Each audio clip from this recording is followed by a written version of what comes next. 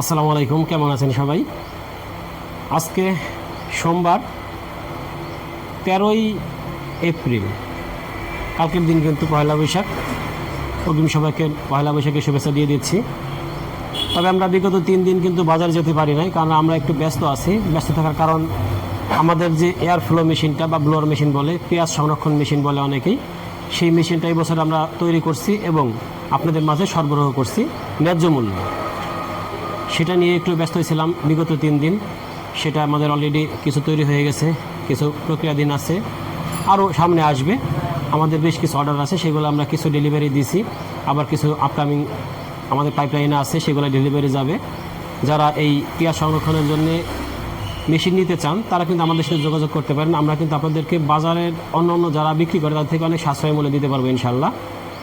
আর আরেকটা বিষয়, যারা পেঁয়াজ সংরক্ষণ করতে চান কিন্তু কীভাবে পেঁয়াজ কিনবেন, ভালো পেঁয়াজ কোথায় পাবেন, কার মাধ্যমে কিনবেন, সেই সব নিয়ে চিন্তাভাবনায় আছেন যে পেঁয়াজ কিনতে গিয়ে প্রতারণার শিকার হবেন কিনা, সেটা সমাধান আমাদের কাছে আছে। আমাদের প্রতিষ্ঠানের মাধ্যমে আমরা কিন্তু এবছর পেঁয়াজ ক্রয় করে দিচ্ছি আপনাদেরকে। তাই আপনারা যারা ভালো রাখি পেঁয়াজ ক্রয় করতে চান আমাদের সাথে যোগাযোগ করতে পারেন, ইনশাল্লাহ আমরা আপনাদেরকে সব ধরনের সহযোগিতা করব। আর পেঁয়াজের দামের কথা বলতে গেলে কিন্তু একটা কথা বলতে হয়, আজকে যে দাম তা কিন্তু আমাদের ভোক্তাদের জন্য বেশ খুশির, কিন্তু কৃষকদের জন্য হতাশার। কারণ পেঁয়াজের দামটা কৃষক যেভাবে আশা করছিল বা আমরা যেভাবে আশা করছিলাম সেরকম কিন্তু নাই। 1350 টাকা পর্যন্ত মাথা ছিল, সেটা কিন্তু এখন অলরেডি নিম্নমুখী। তাই এটা কিন্তু আসলে আমাদের কৃষকদের জন্য ভালো না, কারণ তাদের যে খরচ, উৎপাদন খরচ, সেটা কিন্তু উঠছে না। এখন পেঁয়াজের দাম আজকে কিন্তু আমরা দেখছি সর্বনিম্ন 900 টাকা বিক্রি হয়েছে, আর সর্বোচ্চ 1200 টাকা। সর্বনিম্ন 900 টাকা, কিন্তু সেটা অবশ্য রাখি পেঁয়াজ না, সেটা ইনস্ট্যান্ট খেয়ে ফেলতে হয় কম দামি যে পেঁয়াজগুলো সেইগুলা। আর রাখি পেঁয়াজটা 1100 থেকে 1200 টাকার মধ্যে বিক্রি হয়েছে, কারণ এই পেঁয়াজগুলো ভালো পেঁয়াজ, এগুলো সংরক্ষণ করা যায় এবং সিজনের শেষ পর্যন্ত সংরক্ষণ করা যায়। তবে এই বিষয়ে সরকারকে বলবো যে আপনারা দ্রুত একটা পদক্ষেপ নিন, ব্যবসায়ীদের সাথে আলোচনা করুন কীভাবে পেঁয়াজ বিদেশে রপ্তানি করা যায়। কারণ এই বছর আমাদের দেশে পর্যাপ্ত পেঁয়াজ উৎপাদন হয়েছে। আসলে এত পেঁয়াজ উৎপাদন হয়েছে আমাদের দেশের মানুষ খেয়েও অন্যান্য সময়ের থেকে বেশি পরিমাণ আমাদের উদ্ধৃত থেকে যাবে। তাই উদ্ধৃত পেঁয়াজ লাস্ট নষ্ট হবে। তাই সেই নষ্ট না করে আগে থেকে যদি বিদেশে রপ্তানির ব্যবস্থা করা যায় তাহলে কৃষক একটু দাম পাবে এবং আরও উৎসাহী হবে, সামনের বছর আরও বেশি চাষাবাদ করবে।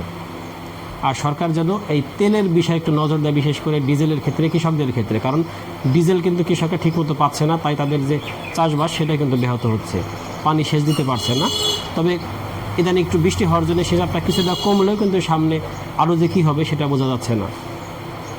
তাই আমরা চাই যে কৃষক যেন ঠিকমতো তেল পায়, চাষাবাদ করতে পারে, আর তার পেঁয়াজের ন্যায্য মূল্য পায়। কারণ কৃষক যদি না বাঁচে দেশ বাঁচবে না।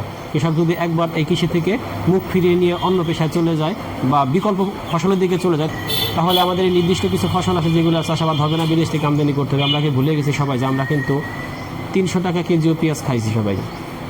তো সেইটা যদি মনে থাকে তাহলে কৃষকের জন্য তার পেঁয়াজের ন্যায্য মূল্যটা আমরা দিতে পারি। আর আমরা সবসময় কৃষকের কথা বলার চেষ্টা করি, কৃষকের পক্ষে কথা বলার চেষ্টা করি, কারণ কৃষকের কথা কেউ বলে না, কৃষকের কথা বলার মতো কেউ নাই।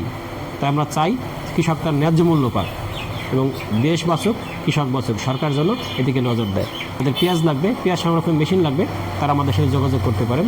ইনশাআল্লাহ আপনাদেরকে আমরা ভালো পণ্যটাই দেওয়ার চেষ্টা করব। ধন্যবাদ সবাইকে, আল্লাহ হাফেজ।